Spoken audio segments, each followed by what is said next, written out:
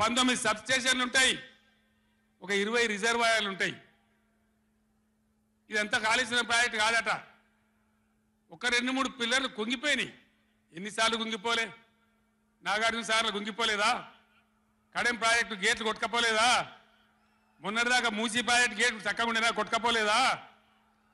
ఏదైనా పోతే సదరాలు దాన్ని మంచిగా చేయాలి, తొందరగా మంచిగా చేసి రైతులకు నీళ్ళు ఇవ్వాలి. కానీ మేము మేడిగడ్డకు పోతాం, బొందలగడ్డకు పోతాం, ఇదా రాజకీయమా? ఇది తెలివి అనిపించుకుంటుందా? ఇవి కాదు కావాల్సింది, రాష్ట్రానికి ప్రజలకు కావాల్సింది. ఒక లోడొచ్చు, వాళ్ళు గెలవచ్చు, ఎవరికి శాశ్వతం కాదు.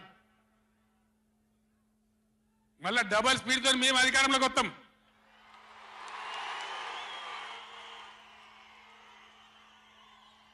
అప్పుడు మేం గిట్లే మాట్లాడన్నా, ఈ పద్ధతి అనుసరించానా? మిగిలితారా మీరు నశంలకు కూడా?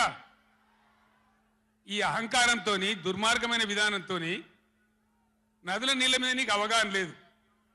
నన్ను అడగనట్టు నేను చెప్పు కదా, అడిగే సంస్కారం ఉంటుందా? తెలివి ఉంటుందా?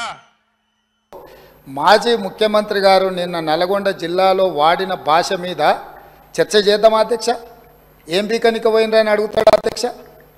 మాజీ ముఖ్యమంత్రిగా 10 ఏళ్ళు పనిచేసి, కేంద్ర మంత్రిగా పనిచేసి, రాష్ట్ర మంత్రిగా పనిచేసి, శాసనసభ్యుడిగా పనిచేసి, పార్లమెంటుగా పనిచేసి, గొప్పలు చెప్పుకొని జబ్బలు జరుచుకునే ఉద్యమకారుని అనేట ఆయన ప్రధాన ప్రతిపక్ష పార్టీ హోదాలో ఉండి ఒక రాష్ట్ర ముఖ్యమంత్రిని పట్టుకొని ఏం బీకనిక పోయినావు అని అడిగితే, రా ఇప్పటికే ప్రజల్ని పాయింట్ ఊడబిక్కురు, ఉన్న అంగి చొక్కా కూడా ఊడబిక్తాం. ఇప్పటికే తెలంగాణ